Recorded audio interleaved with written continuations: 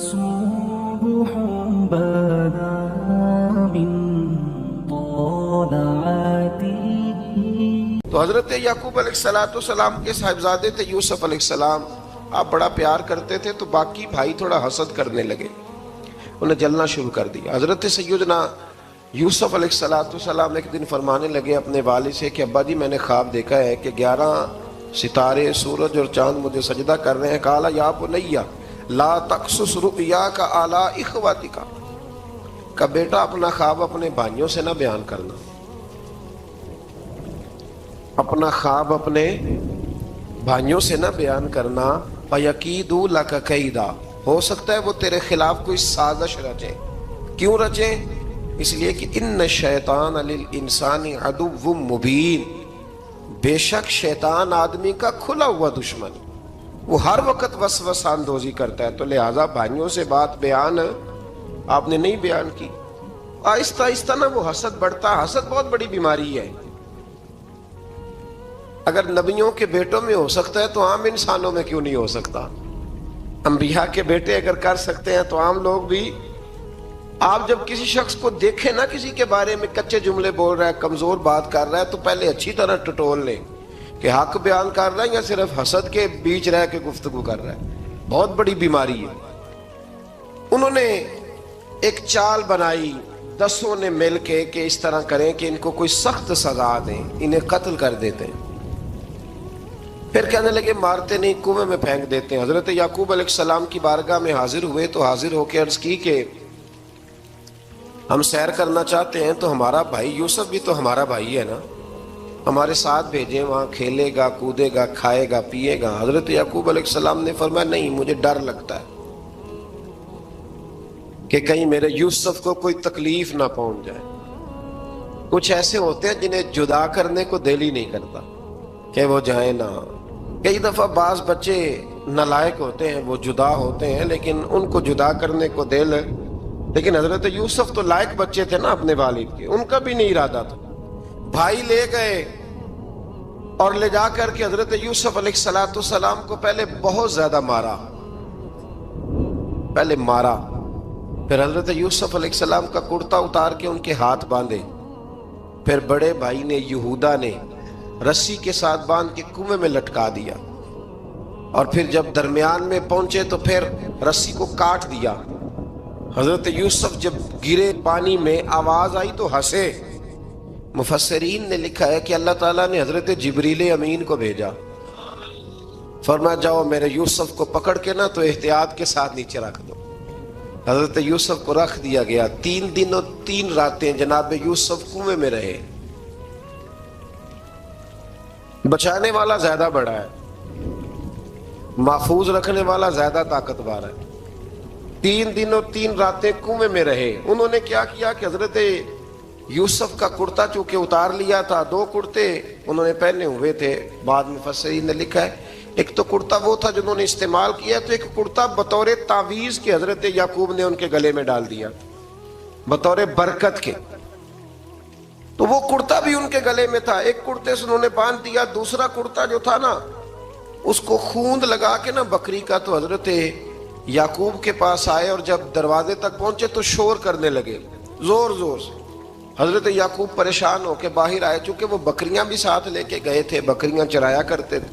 تو کہا بکریوں کو بھیڑیا تو نہیں پڑ گیا؟ تو کہنے لگے حضور بکریوں کو تو نہیں پڑا پر حضرت یوسف کو لے گیا ہے.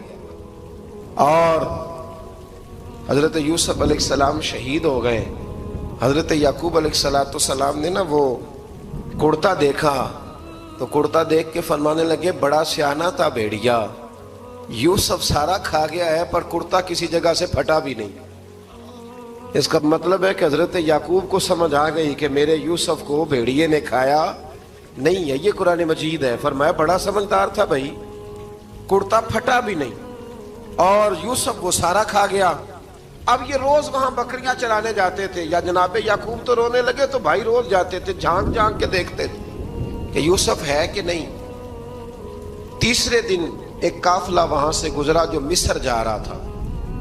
انہوں نے پانی نکالنے کے لیے جب ڈول لٹکایا تو حضرت یوسف نے پکڑ لیا. اس شخص نے حضرت جناب یوسف علیہ السلام کو اوپر کھینچا، جب آپ واپس اوپر زندہ نکل آئے تو بھائی پھر حیران ہو گئے، ابھی بھی شکر ادا نہیں کیا کہ 3 دن کے بعد دیکھو اللہ نے کتنا فضل فرمایا ہے۔ لیکن وہ پھر کہنے لگے قریب آ کے نا، اس سے یہ ہمارا بھاگا ہوا غلام ہے، اگر تمہیں چاہیے تو لے لو، سستا بیچ دیں گے۔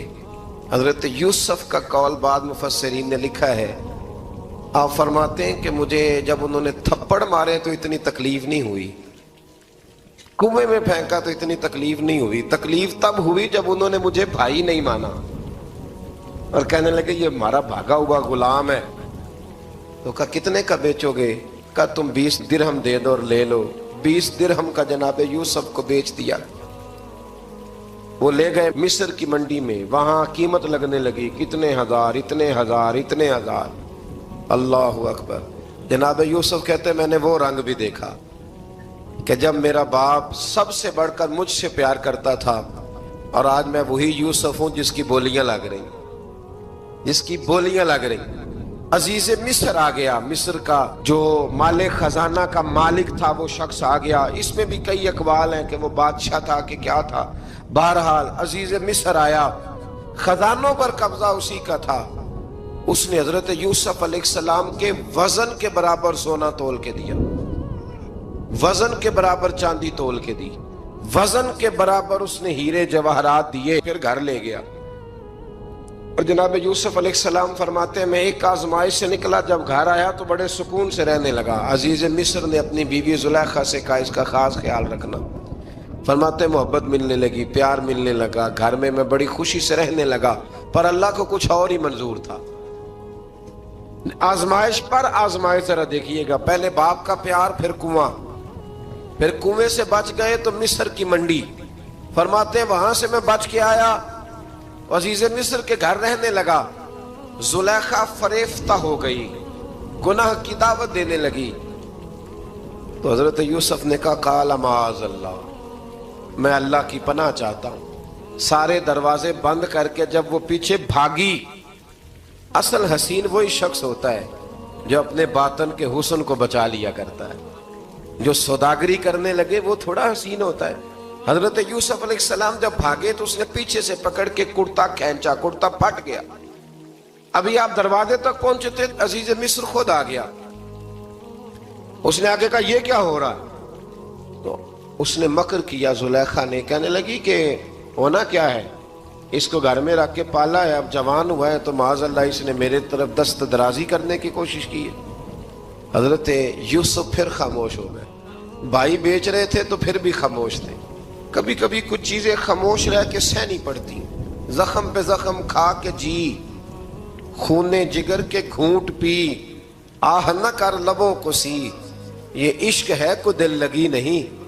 حضرت یوسف علیہ السلام پھر چپ ہے۔ زلیخا نے بڑی باتیں کی۔ ایک دانا آدمی تھا، قرآن کہتا ہے ایک بولا بولنے والا، ایک عقل مند بولا۔ اس نے کہا دیکھو نہ زلیخا کی سنو نہ یوسف کی سنو، اگر تو کرتا آگے سے پھٹا ہوا ہے تو پھر غلطی ہے جناب یوسف کی، اور اگر پیچھے سے پھٹا ہے تو پھر زلیخا کی غلطی۔ حضرت یوسف کی معاذ اللہ پھر غلطی۔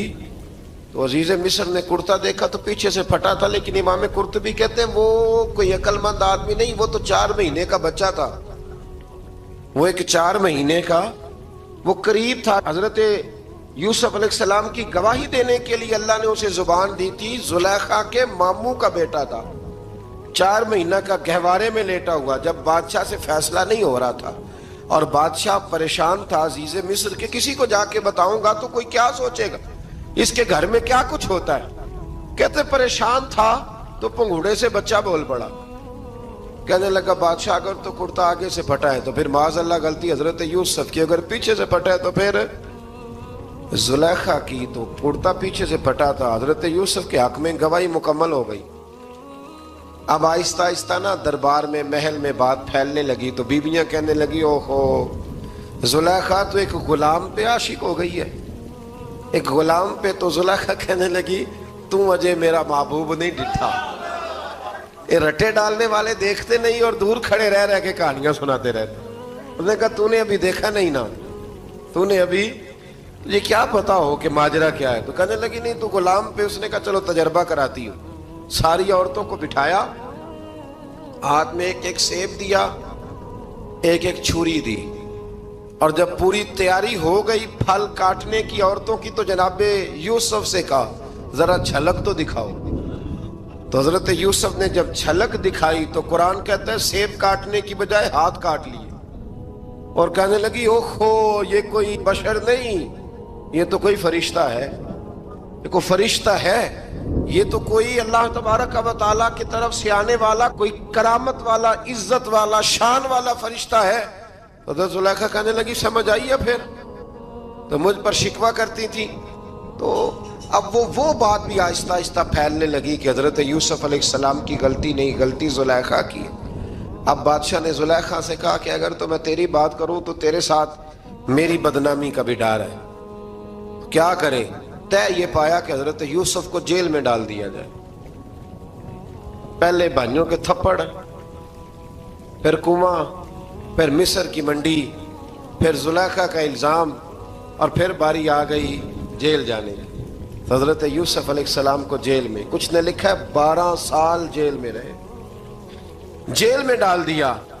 حضرت یوسف علیہ السلام جیل میں کیا کرتے؟ واعظ فرماتے, تبلیغ فرماتے, لوگوں کو اللہ کی توحید کی دعوت دیتے. وہاں جیل میں نا ایک شخص نے خواب دیکھا, اس نے دیکھا کہ میرے سر پہ نا پرندے کھا رہے. حضرت یوسف کہنے لگے اس کی تعبیر یہ ہے کہ تجھے قتل کیا جائے گا, اور تیری لاش کچھ دیر پڑی رہے گی تو پرندے تیرے سر پہ آ کے بیٹھیں گے, یہ تعبیر ہے. ایسا ہی ہوا, واقعی وہ شخص قتل ہو گیا. ایک شخص نے دیکھا کہ وہ شراب کشید کر رہا ہے, اس نے بھی تعبیر پوچھی تو آپ نے فرمایا تو اپنے بادشاہ کو پلائے گا. محسوس ہوتا ہے کہ اتنی دیر تک شراب ناجائز نہیں تھی, تو اس کو شراب پلائے گا, یہ اس کی تعبیر ہے. وقت گزرتا گیا. وقت جو ہوتا ہے نا, وقت یہ خود بخود لوگوں کی بے گناہی ثابت کر دیتا ہے. ایک وقت میں نا پراپوگنڈا ہوتا ہے تو ہر آدمی پراپوگنڈے کا شکار ہوتا ہے. پھر جب وقت گزرتا جاتا ہے تو خود بخود وقت کا گزرنا کچھ چیزوں کا خود بخود حال بن جاتا ہے. حضرت یوسف علی نبینا علیہ الصلوۃ والسلام کو جب 12 سال بیت گئے تو بادشاہ نے, عزیز مصر نے خواب دیکھا. اس نے خواب دیکھا کہ 7 موٹی تازی گائیں دبلی پتلی گائیں کو کھا گئی, اور 7 خشک بالیاں ہیں, اور 7 سرسبز و شاداب بالیاں ہیں. اپنے وزیر سے کہنے لگا کوئی تعبیر والا بندہ ملے. اس نے کہا کہ ایک بندہ ہے جس کی تعبیریں بڑی سچی ہیں. کہا وہ کون؟ کہنے لگے جناب یوسف. تو قید خانے میں پیغام بھیجا حضرت یوسف کو کہ خواب کی تعبیر بتائیں. تو جناب یوسف نے یہ نہیں کہا پہلے مجھے باہر نکالو, یہ نہیں فرمایا. فرمایا تعبیر یہ ہے, یہ 7 خشک بالیاں دیکھی ہیں نا, اس کا مطلب ہے کہ 7 سال تنگ دستی رہے گی, اور 7 سرسبز بالیاں دیکھی ہیں تو پھر 7 سال اللہ خوشحالی دے دے گا. اور فرمایا یہ جو تم نے گائیں دیکھی ہیں موٹی تازی وہ کھا گئی. فرمایا اس کی تعبیر یہ ہے کہ کوشش کرنا کہ جو تمہارے پاس دن یہ چل رہے ہیں جن میں سرسبز و شاداب ہے کھیتیاں, تو 7 سالوں کے لیے اناج جمع کر لینا, بالیوں کے اندر ہی رہنے دینا, باہر نہ نکالنا. اور پھر اگلے جو خشک سال ہوں گے نا, وہ یہ جو جمع پونجی کی ہوگی نا, اس کی برکت سے وہ 7 سال آسانی سے. اس پر ہمارے مفسرین نے لکھا ہے, اس آیت پر صوفیاء اور بزرگ تو کہتے ہیں نا سارا اللہ کے راستے میں دے دو, یہ بھی بات اچھی ہے, لیکن اگر کوئی اپنے بچوں کے لیے آنے والے وقت کے لیے کچھ چیزیں سنبھال کے رکھے تو یہ بھی سورہ یوسف سے ثابت ہے, یہ بھی سورہ یوسف سے. تو یہ بھی کوئی ایسا فعل نہیں ہے جس پر کوئی شخص تنقید کر سکے. آمدام برسر مطلب حضرت یوسف نے جب تعبیر بتائی تو بادشاہ کہنے لگا کہ انہیں باہر نکالو. آپ فرمانے لگے میں نہیں نکلتا بھائی, نہیں نکلتا میں جیل سے, یہی ٹھیک ہوں میں. آپ کیوں نہیں نکلتے؟ کہنے لگے پہلے اعلان کر کے لوگوں کو بتا کہ میں بے قصور ہوں. وہ جو تو نے پراپوگنڈا کیا نا اپنے منہ سے اعلان کر. اس نے جناب زلیخا کو بلایا, ان عورتوں کو بلایا, وہ عورتیں ساری سامنے آئیں, انہوں نے گواہی دی کہ یوسف تو بے گناہ ہے. پر سال کتنے لگ گئے؟ اللہ اکبر, 12 سال لگ گئے. یقین کریں کچھ لوگوں کو یہ ثابت کرنے میں نا کہ میں ٹھیک ہوں زندگی بیت جاتی. اور میں تمہارا خیر کا ہوں. زندگی بیت جاتی ہے. لوگوں کو ہوش تب آتی ہے جب مزار پر چادر ڈالنے کا ٹائم آ جاتا ہے. ہوش تب آتی ہے, لیکن پھر ہوش کا کوئی فائدہ. 12 سال کے بعد بادشاہ نے ان کو بلایا اور کہنے لگا کہ یہ جو خواب میں نے آپ کو سنایا اب کرنا کیا ہے؟ تو حضرت یوسف کہنے لگے تم سے کچھ بھی نہیں ہوگا. اگر کچھ کرنا ہے تو پھر یہ خزانے کی ذمہ داری میری لگاؤ. اگر کوئی قابل آدمی ہو تو وہ آگے بڑھ کے بات کر سکتا ہے. یہاں ہر بندہ ہی آگے بڑھ کے کہتا ہے مجھے دے دو ڈیوٹی, لیکن قابل ہو تو وہ آگے بڑھ کے بات کرے اور سمجھے کہ میرے علاوہ کسی کے لیے مشکل ہے تو پھر وہ آگے بڑھے. حضرت یوسف نے جب کہا تو انہوں نے آپ کو وزیر خزانہ بنا دیا. پھر ایک وقت آیا کہ وہ عزیز مصر ہی بن گئے. قحط پڑ گیا. جب مصر میں قحط پڑا تو دائیں بائیں بھی قحط پڑا. کنعان کے آپ رہنے والے تھے, وہاں بھی قحط پڑا. حضرت یعقوب بیٹے کی یاد میں رو رو کے تو آنکھوں کی بینائی چلی گئی. اور یارو باپ بھی بڑا ہی پیار کرتا ہے, بڑا ہی پیار کرتا ہے, بڑا ہی. پتہ ہے باقی تمہیں تحفے دیتے ہیں, باقی تم سے محبت کرتے ہیں, تو باپ تو بیٹے کو اپنی جوانی دے دیتا ہے, اپنی جوانی اپنے بیٹے کے نام کر دیتا ہے. باپ بھی بڑا ہی پیار کرتا ہے. سنگیو, کوئی نہیں تول سکتا. بچے ایسے گھوم رہے ہوتے ہیں نا ابا جی کے سامنے, تو ان کا اٹھنا بیٹھنا چلنا ہی بڑا پیارا لگتا ہے, کا آنا جانا ہی بڑا پیارا لگتا ہے. باپ کا تو قد روز اونچا ہوتا ہے کہ اللہ نے مجھے لال عطا فرمائے. حضرت یعقوب کی آنکھوں کی بینائی چلی گئی رو رو کے. بھائی حضرت یوسف کے جب قحط پڑا تو انہیں پتا چلا کہ ایک واحد شہر مصر ہے جہاں گندم سٹاک ہے, جو کہ حضرت یوسف کو پتا تھا. خواب بادشاہ دیکھ چکا تھا, تو آپ نے مال 7 سالوں کے لیے جمع کر لیا. اب بھائی آئے, اللہ اکبر, دشمن سامنے نظر آئے, مخالف حاسد, تو پھر انسان ٹھہرا رہے اور انسان کمزور نہ ہو, طاقتور ہو. اتنا طاقتور ہو کہ حکمران ہی بن گیا ہو. ذرا نبیوں کے حوصلے بھی دیکھنا, پیغمبروں کے حوصلے بھی دیکھنا. بھائی آئے, کہا گندم چاہیے, تو جناب یوسف نے اوہو پائیاں جیا ساکھ نہیں کوئی جی وچ خار نہ ہوئے. ہاں, اور میاں صاحب فرمایا کرتے تھے پائی پائیاں دیاں باواں ہوندے تے پائی پائیاں دے ویری. بھائی جیسے ہی داخل ہوئے تو جناب یوسف کی آنکھیں باہر آئیں, رو پڑے. او میرے بھائی آ گیا, رو پڑے. وزیر مشیر دائیں بائیں دیکھتے ہیں کہ حضرت یوسف وہ کیا ہوا, رو پڑے اور بھر بھر کے گندم دی. اس کو اشارے کرتے چل تھوڑی اور ڈال دے, چل تھوڑی اور ڈال دے. جب بھائیوں کو دے چکے تو پھر فرمانے لگے کہ شاید اس سے گزارا نہ ہو, ضرورت پڑی تو دوبارہ بھی آ جانا. اپنی قوم کو ترس دے رہے, تھوڑا تھوڑا کھاؤ. ان بھائیوں کو کہتے ہیں ضرورت پڑی نا آ جانا دوبارہ. اور کہنے لگے تمہارا ایک اور بھائی بھی ہے. کہاں ہے؟ بنیامین نام ہے. فرمایا ہو سکے تو اسے بھی لے آنا. بھائی پیسے لے کے آئے تھے گندم لینے کے لیے, اور جب واپس جانے لگے تو حضرت یوسف نے ان کی رقم دوبارہ رکھ دی, وہ دوبارہ ان کی بوریوں میں رکھ دی. گھر جا کے انہوں نے کھولی تو گندم بھی تھی اور پیسے بھی تھے. اب بھائیوں سے پیسے تھوڑی وصول کرنے, جا کے اپنے والد سے کہنے لگے ابا بادشاہ بڑے دیکھے ہیں پر اس میں کوئی خوشبو دیکھی. تو اس نے کہا ہے کہ اپنے دوسرے بھائی کو بھی لے کے آنا, تو بنیامین کو لے جائیں. حضرت یعقوب فرمانے لگے پہلے بھی تم پہ بھروسہ کر چکا ہوں, بار بار نہیں کروں گا. یوسف گوا چکا ہوں. پوتے بول پڑے, کہنے لگے دادا جی آپ تو ہر وقت یوسف یوسف ہی کرتے رہتے. انہوں نے ضد کی, اصرار کیا, تو جناب بنیامین کو ساتھ وعدہ لے کے, عہد لے کے, قسم لے کے بھیج دیا حضرت یعقوب نے. جناب بنیامین بھی پہنچے مصر میں. یہ دونوں ایک ماں سے تھے, سگے دونوں تھے. حضرت یوسف نے جناب بنیامین کو دیکھا تو اپنے ساتھ بٹھا لیا, اور ذرا باتیں کر کے نا ادھر بیٹھ جاؤ, ادھر بیٹھ جاؤ. اچھا نہیں ہے جگہ, آپ ادھر آ جاؤ میرے ساتھ بیٹھ جاؤ. بھائی تھا نا سگا, اچھا چلو ٹھیک ہے آپ ادھر آ جاؤ. بھائی کو ساتھ بٹھا لیا. ابھی جب چیزیں دینے لگے تو کان میں کہنے لگے, وہ پریشان تھے نا حضرت بنیامین کی, یہ بندہ کیا کر رہا ہے, تو کان میں کہنے لگے میں بھائی ہوں تیرا, میں یوسف ہوں. اس طرح کہا یار تھوڑے دن میرے پاس رہ نہیں جاتا. حضرت بنیامین کہنے لگے رہ جاتا ہوں. رہ گئے جناب بنیامین. اب کہا نہیں میں نہیں بھیجوں گا. کچھ لوگوں نے یہ لکھا ہے کہ حضرت بنیامین کے جو بوری تھی اس کے اندر انہوں نے تھیلے کے اندر شاہی پیالہ رکھ دیا اور فرمایا اس کو ہم نہیں جانے دیں گے, ہمارا پیالہ. کیسے؟ یہ نہیں کہا کہ یہ چور ہے, کہا پیالہ کیسے آیا اس کے تھیلے پہ, لہذا یہ ابھی ہم رہے گا ہمارے پاس, دیکھیں گے. وہ باقی چلے گئے تو یہودا کہنے لگا کہ میں نہیں جاتا, میں یہیں ٹھہروں گا, اس لیے کہ میں باپ کو کیا بتاؤں گا کہ پہلے بھی میں کرتا میں ہی لے کے گیا تھا یوسف کا, اب میں کیا بتاؤں گا. واپس گئے اور جا کے بتایا کہ جناب بنیامین کو انہوں نے رکھ لیا ہے, معاملہ بن گیا ہے. وہ کہتے ہیں کیسے پیالہ آیا ہے, شاہی پیالہ. حضرت سیدنا یعقوب علیہ السلام فرمانے لگے میں نے تمہیں پہلے ہی کہا تھا کہ تم میرے بنیامین کو بھی لے جا رہے ہو, پہلے میں بھروسہ کر کے یوسف کے معاملے میں پریشان ہوں. فرمایا اس طرح کرو, جاؤ ڈھونڈو جا کے میرے یوسف کو اور ڈھونڈو جا کے میرے بنیامین کو, جاؤ تلاش کرو. اللہ اکبر.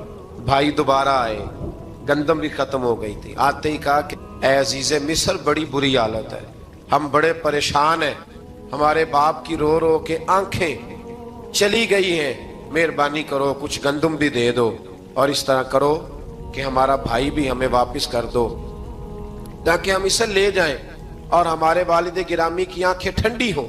حضرت یوسف علی نبینا علیہ الصلوۃ والسلام ان کی باتیں بھی سننے لگے اور غور سے ان کے چہرے بھی دیکھنے لگے, غور سے. تو جب انہوں نے حضرت یوسف علیہ السلام کی طرف غور سے دیکھا تو حضرت یوسف کہنے لگے مجھے پہچانتے ہو, پہچانتے ہو؟ کہا نہیں. فرمانے لگے میں یوسف ہوں. قال انا یوسف, کہنے لگے میں یوسف ہوں. اور حضرت بنیامین کی طرف اشارہ کر کے کہنے لگے وہذا اخی, اور یہ میرا بھائی ہے. میں یوسف ہوں اور یہ میرا بھائی ہے. اور فرمانے لگے اللہ نے ہم پر احسان کیا ہے, اور جو تقوی اختیار کرتا ہے اور صبر کرتا ہے اللہ تعالیٰ اس نیک کے اجر کو کبھی ضائع. یہ نہیں فرمایا میں نے بڑے تقوی کیے پرہیزگاری کی تو بچ گیا, فرمایا جو بھی تقوی اختیار کرے گا, جو بھی صبر کرے گا, اللہ اس نیک کے اجر کو کبھی ضائع نہیں کرے گا. پھر فرمانے لگے جاؤ آج تم پر کوئی گناہ نہیں, جاؤ. ایک دم ہی اسی وقت ہی فرمایا جاؤ میں نے تمہیں معاف کیا, جاؤ میں نے تمہیں معاف کیا. اور فرمانے لگے میری دعا ہے کہ میرا رب بھی تمہیں معاف کر دے. پھر فرمایا یہ میری قمیض لے جاؤ, میرا کرتا, اور میرے باپ کی آنکھوں پہ ڈال دینا, امید ہے ان کی آنکھوں کی روشنی واپس آ جائے گی, جاؤ لے جاؤ. تو وہ کرتا لے کے گئے. اذهبوا بقمیصی ھذا, یہ میرا کرتا لے جاؤ. دیکھو اللہ والوں کے وجود سے جو چیز لگ جائے تبرک بن جاتی ہے. تو وہ کرتا لے کے گئے. بھائی ابھی دور ہی تھے, تو قرآن مجید کہتا ہے ابھی وہ دور تھے تو سیدنا یعقوب علیہ السلام فرمانے لگے بھئی مجھے یوسف کی خوشبو آ رہی ہے, مجھے نا یوسف کی. اللہ اکبر. کون اندازہ کرے باپ اور بیٹے کی محبت کا. مجھے نا خوشبو آ رہی ہے, یوسف کی خوشبو, مجھے خوشبو آ رہی ہے. تو حضرت سیدنا یعقوب علیہ السلام کی آنکھوں پہ ڈالا تو روشنی واپس آ گئی. کعبہ جی ذرا چل کے دیکھو تو صحیح رب نے آپ کے بیٹے کو کتنی شانیں عطا فرمائی. چلو نا. یہ 72 لوگ تھے جو یہاں سے چلے کنان سے, اور ہزاروں کا لشکر لے کر حضرت یوسف آئے, ہزاروں کا لشکر لے کے والد کے استقبال کے لیے. اور جب باپ بیٹے کی ملاقات ہوئی تو امام غزالی فرماتے ہیں 4 لوگ دنیا میں بڑا ہی روئے ہیں. ایک حضور بڑا روئے ہیں امت کے غم میں, اور ایک سیدہ فاطمہ بڑا ہی روئی ہیں حضور کے وصال کے بعد, اور تیسرا فرماتے ہیں یعقوب بڑا ہی روئے ہیں حضرت یوسف کے لیے, بڑا ہی. اور چوتھے امام زین العابدین بڑا ہی روئے ہیں واقعہ کربلا کے بعد. یہ 4 لوگ بڑا ہی روئے. پھر جب ملاقات ہوئی دونوں کی تو اس درد سے ملاقات ہوئی کہ ہر آنکھ اشک بار ہو گئی. باپ بیٹا اتنی وارفتگی سے مل رہے تھے, اتنی وارفتگی سے کہ دائیں بائیں انہیں خبر ہی نہ رہی کہ باقی لوگ بھی ہیں. حضرت علامہ اسماعیل حقی نے لکھا ہے کہ جناب جبریل امین حضرت یعقوب کے کان میں کہنے لگے بس کریں, اوپر تو ذرا نظر اٹھائیں, فرشتے بھی دیدار کے لیے آئے ہوئے ہیں. دیکھیں اللہ کے فرشتے بھی آئے ہیں اس منظر محبت کو دیکھنے کے لیے. حضرت سیدنا یعقوب علیہ السلام, حضرت یوسف کی والدہ, اور پھر آپ کے 11 بھائی سارے آپ کے لیے سجدے میں گر گئے. تو حضرت یوسف کہنے لگے ابا جی یہ وہ میرا خواب ہے جو میں نے بچپن میں دیکھا تھا, یہ وہ میرا خواب ہے. حضرت سیدنا یعقوب علیہ السلام پھر کم و بیش لگ بھگ 23 سال, کچھ نے لکھا ہے 40 سال مصر میں رہے, اور جب وصال ہونے لگا تو حضرت یوسف سے فرمانے لگے بیٹا مجھے یہاں دفن نہ کرنا, مجھے وہیں لے جانا جہاں میرے والد دفن ہے.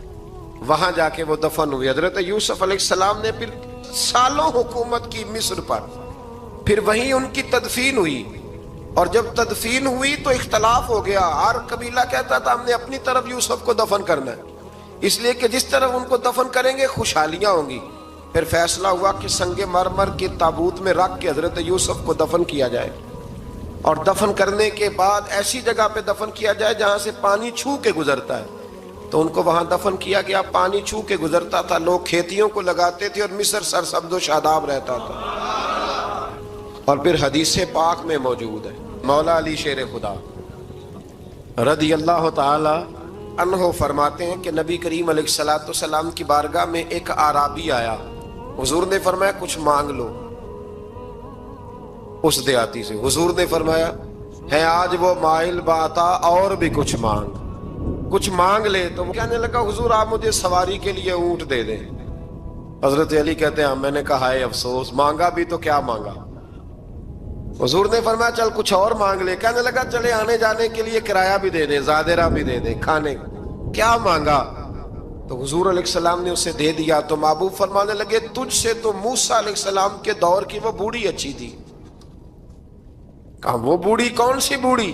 تو حضور علیہ السلام فرمانے لگے رب کریم نے حضرت موسیٰ کو حکم دیا کہ جب آپ مصر سے نکلیں تو حضرت یوسف کی قبر کو کھود کر ان کا تابوت بھی ساتھ لے جائیں. تو حضرت سیدنا موسیٰ علیہ السلام نے عرض کی مالک وہ کیسے پتہ چلے گا؟ فرمایا وہ تو آپ نے خود ہی پتہ کرنا ہے کہ وہ تابوت کہاں ہے. وہ دریا کے اندر تھا. کیسے پتہ کرنا ہے؟ پتہ کرتے کرتے پتہ چلا کہ ایک بوڑھی اماں ہے, اسے پتہ ہے تابوت کہاں ہے. وہ کدھر ہے تابوت؟ تو بوڑھی اماں کو پتہ ہے. حضرت موسیٰ بوڑھی کے پاس گئے, کہنے لگے اماں وہ تجھے پتہ ہے یوسف کی قبر کہاں؟ کہنے لگی پتہ ہے. تو کہا اماں پھر بتا دو. کہنے لگے مفت میں بتا دوں, نبی کے مزار کا ڈریس اور فری میں بتا دوں, یہ کیسے ہو سکتا ہے؟ حضرت سیدنا موسیٰ فرمانے لگے چل قیمت لے. طبرانی کی حدیث ہے, حضور بیان فرماتے. حضرت موسیٰ کہنے لگے بتا کیا لے گی؟ کہنے لگی مجھے نہ جنت میں وہ والا مکان دلائیں جس کے پڑوسی موسیٰ علیہ السلام, میری اور آپ کی دیوار کٹھی ہو, کیا عقیدہ کند. اللہ اکبر. تو حضرت موسیٰ کہنے لگے چل اماں مہربانی کر جنت مانگ لے, اب تو پڑوس ہی مانگنے لگ گئی ہے. تو اب نبیوں کا درجہ تو بڑا ہوگا, تو دینے والا اللہ ہے, میں دعا کرتا ہوں. تو کہنے لگی جی ٹھیک ہے, اگر آپ نہیں دیتے تو میں ایڈریس نہیں بتاتی. تو حضور فرمانے لگے اس سے تو وہ اچھی تھی. حضرت موسیٰ نے عرض کی کہ یا اللہ یہ نہیں بتا رہی تو اب کیا کروں؟ فرمایا موسیٰ وعدہ تو کر لے, مکان میں دے دوں گا, وعدہ کر لے. تو حضرت سیدنا یوسف کا مرتبہ دیکھیے کہ ان کے مزار کا پتہ بتانے کے لیے, مزار کا پتہ بتانے کے لیے اس خاتون نے حضرت موسیٰ سے جو قیمت لی وہ یہ تھی کہ میں جنت میں آپ کی پڑوسی بنوں گی, پھر ایڈریس بتاؤں گی. تو حضرت موسیٰ نے وعدہ کیا, تو پھر اس نے پتہ بتایا کہ فلاں جگہ مزار ہے.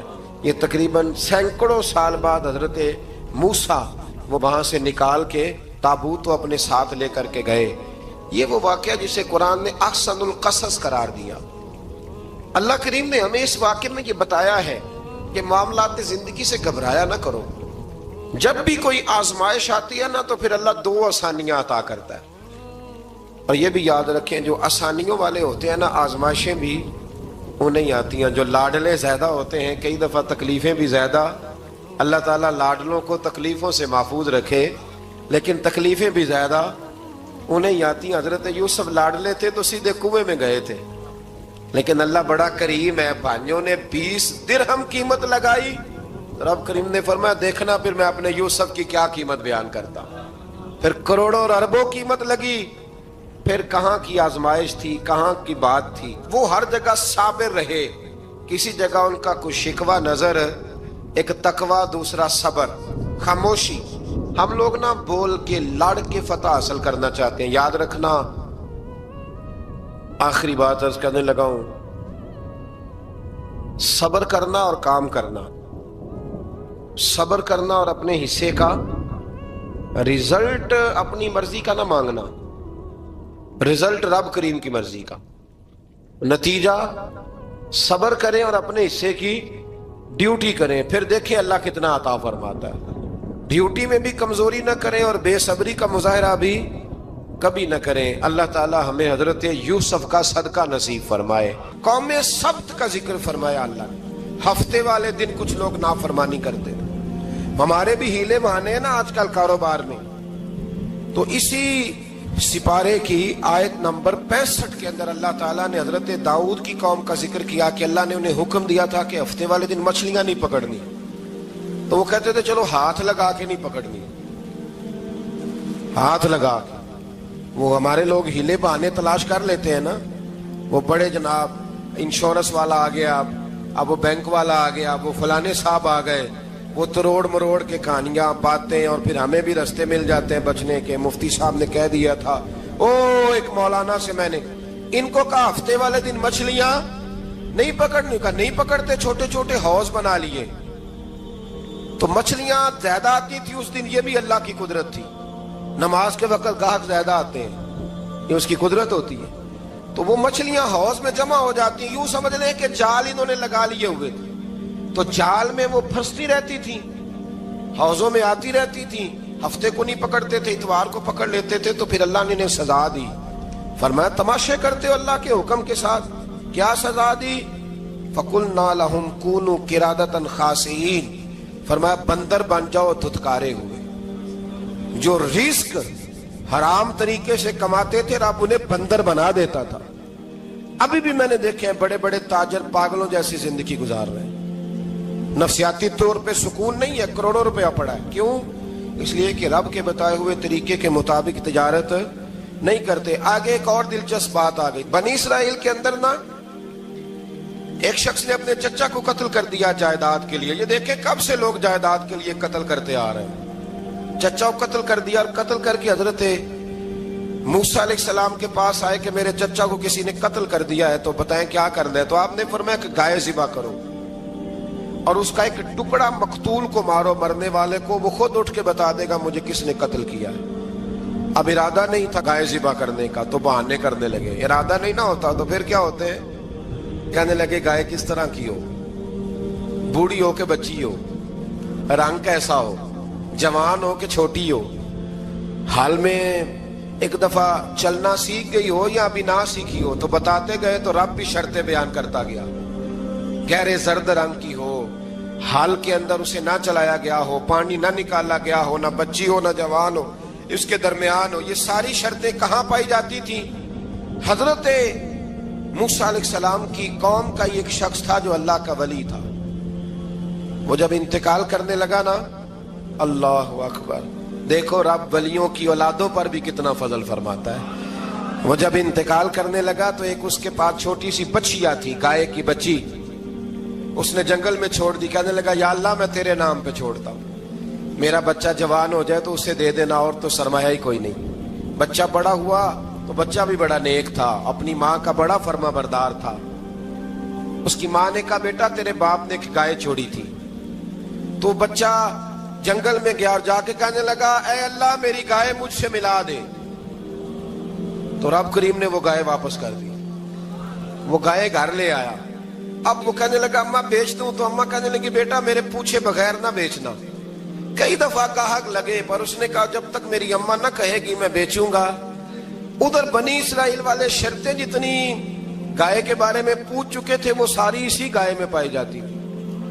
تو یہ ڈھونڈتے ڈھونڈتے وہاں پہنچ گئے، تو کہنے لگے گائے چاہیے۔ تو اس نے کہا بھی تمہاری مرضی سے نہیں، قیمت میری مرضی کی۔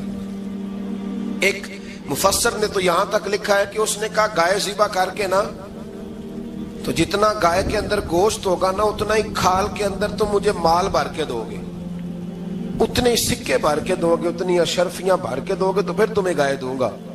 تو پھر یہ گائے انہیں ملی اور یہ گائے لے کر کے آئے۔ زیادہ سوالات نہ کرتے تو زیادہ الجھتے نہ۔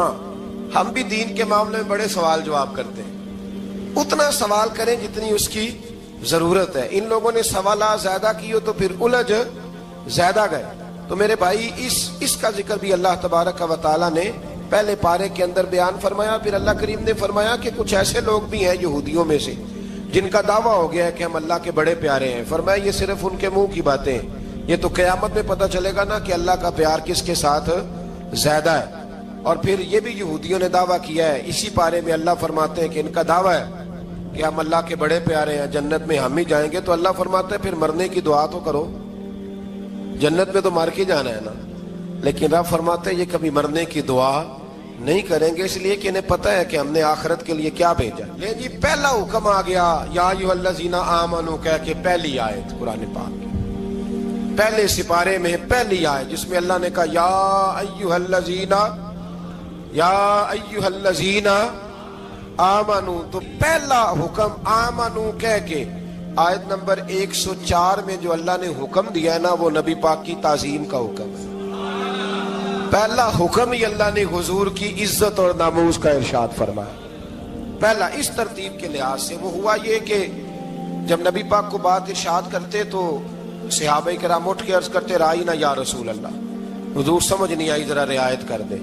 تو یہودیوں کی عبرانی زبان کے اندر نہ ذرا کھینچ کے پڑھتے تھے رائینا, تو اس کا معنی بنتا تھا معاذ اللہ اے ہمارے چرواہے.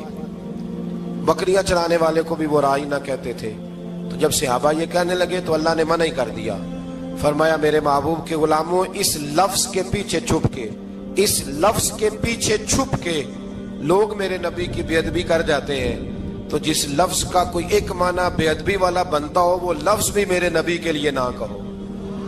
لفظ وہ والے کہو جس میں کوئی بے ادبی کا معنی نکلے نہ.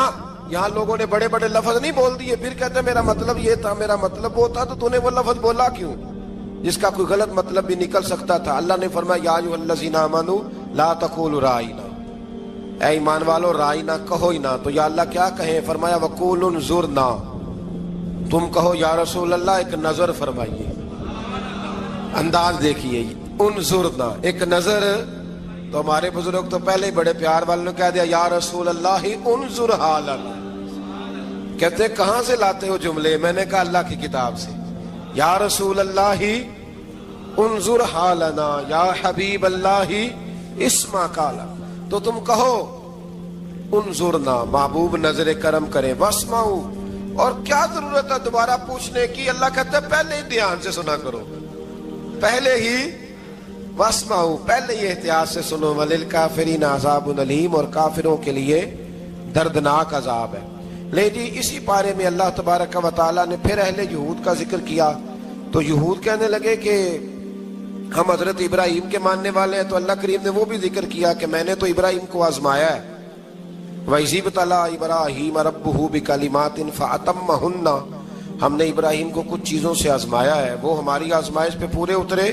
قَالَ إِنِّي جَاعِلُكَ لِلنَّاسِ إِمَامًا, تو پھر ہم نے انہیں کہا کہ ہم آپ کو پوری دنیا کا امام بنائیں گے.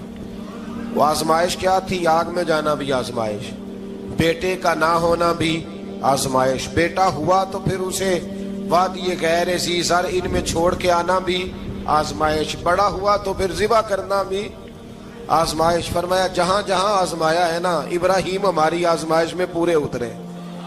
فرمایا تو مفت میں حضرت ابراہیم کی اولاد بنتے ہو اور ان کا نام لیتے ہو اور ان کے ساتھ اپنا تعلق بناتے ہو, دیکھو تو صحیح وہ کتنی آزمائشوں سے گزرے. تو اس کا بھی اللہ نے اسی میں ذکر فرمایا. اور پھر وہ بات کرتے تھے حضرت یعقوب کی اور حضرت اسحاق کی. تو فرمایا وہ تو ہمارے اتنے خاص بندے تھے کہ وصال کے وقت بھی انہوں نے اپنی اولادوں کو نصیحت فرمائی تھی کہ اللہ کی توحید پہ قائم رہنا. اس کا ذکر بھی اللہ نے اسی پارے میں بیان فرمایا. اور جو حضرت ابراہیم اور جناب اسماعیل نے کعبہ تعمیر کیا تو اس کا ذکر بھی اللہ تعالیٰ نے اسی پارے میں فرمایا. فرمایا جب وہ کعبہ بنا رہے تھے تو کہہ رہے تھے ربنا تقبل منا, کہہ رہے تھے اے اللہ بنا ہم نے دیا ہے پر مہربانی فرما ہم سے قبول فرما لے. تو جو آیہ کریمہ آخر میں عرض کرنا چاہتا ہوں اس پر بھی تھوڑی توجہ فرمائیں گے تو بات بڑی نکھر کے باہر آئے گی. یہ 16ویں رکوع کے اندر اللہ نے پھر یہود کا اور عیسائیت کا ذکر فرمایا. تو اللہ کریم نے ایک بات ارشاد فرمائی. یہودیوں کے ہاں جب کوئی بچہ پیدا ہوتا تھا پیلے رنگ کے ساتھ اس کو رنگتے تھے، یا کوئی خاص رنگ تھا ان کا، بچہ پیدا ہوتا تو اس پر وہ رنگ چڑھاتے کہ یہ جی ہمارے مذہب کا رنگ ہے. ہمارے ہاں بھی رسمیں ہیں نا اپنی اپنی، معاذ اللہ اپنی اپنی نہیں ہونی چاہیے، اللہ رسول کا حکم ہونا چاہیے. تو یہودیوں کے ہاں بچہ پیدا ہوتا تو ایک خاص رنگ چڑھاتے، عیسائیوں کے ہاں پیدا ہوتا تو وہ بھی ایک خاص رنگ چڑھاتے. تو مسلمانوں کے ہاں بچے پیدا ہوئے تو انہوں نے بھی توجہ کی کہ یہ کیا ہو رہا ہے، تو رب کریم نے فرمایا صبغۃ اللہ، رنگ اللہ کا ہی ہے. ومن احسن من اللہ صبغہ، اور فرمایا اللہ کے رنگ سے زیادہ خوبصورت کس کا رنگ ہو سکتا ہے. اللہ کا رنگ کیا ہے؟ لا الہ الا اللہ محمد الرسول اللہ صلی اللہ علیہ. فرمایا نیلے پیلے کالے رنگ نہ چڑھاؤ، اپنے ذہن پر توحید و رسالت کا رنگ چڑھاؤ. یہ سب سے بہترین رنگ ہے. اگر تمہارے ذہنوں پر رب رسول کی توحید کا رنگ چڑھ گیا تو یہ وہ والا رنگ ہے، پھر تمہیں کسی اور رنگ کی طرف جانے کی ضرورت نہیں پڑے گی. تو فرمایا رنگ وہ پیدا کرو جو توحید کا ہے، رسالت کا ہے، اس رنگ کی توجہ کرو. قرآن مجید کے اس پارے میں اللہ کریم نے مختلف باتیں بیان کر کے آخری رکوع میں یہ جو رنگ کا ذکر فرمایا نا، تو یہ لگتا ہے پورے پارے کا خلاصہ ہے کہ رب کریم نے فرمایا اصل بات یہ ہے کہ تمہاری سوچوں پہ رب رسول کی توحید و رسالت کا رنگ ہونا چاہیے. وہ ایک دفعہ مسلمہ کذاب بے ایمان کہنے لگا میں نے بنا لیا ہے قرآن پاک کا جواب. معاذ اللہ، جواب کیا بنایا؟ وہ سورت ہے نا القاریہ تو ملکاریہ، وما ادراک ملکاریہ، کھڑکھڑانے والی. کیا ہے کھڑکھڑانے والی؟ تمہیں کیا پتا کیا ہے کھڑکھڑی؟ قیامت کا ذکر ہے. کہنے لگا میں نے اس جیسی صورت بنا لیا. تو کیا بنایا؟ الفیل ملفیل، وما ادراک ملفیل. کہنے لگا ہاتھی، تمہیں کیا پتا کیا ہاتھی؟ تم کیا جانو کیا ہاتھی؟ تو پاس جو اس کے اپنے بیٹھے تھے نا چیلے، کہنے لگے چپ کر جا، سارے زمانے کو پتا ہے ہاتھی کیا ہوتا ہے. وہ پاگل ہے، اس کے دو کان ہوتے ہیں، ایک سونڈ ہوتی ہے، چار اس کے پیر ہوتے ہیں. بیوقوف آدمی، قرآن کا مقابلہ کرنا ہے تو کچھ چج کے ساتھ کر. پاگلوں کی طرح مقابلہ کرے گا، جوتے کھائے گا بھی، ہمیں بھی پڑھوائے گا. تو قرآن مجید کا کوئی مقابلہ کر سکا؟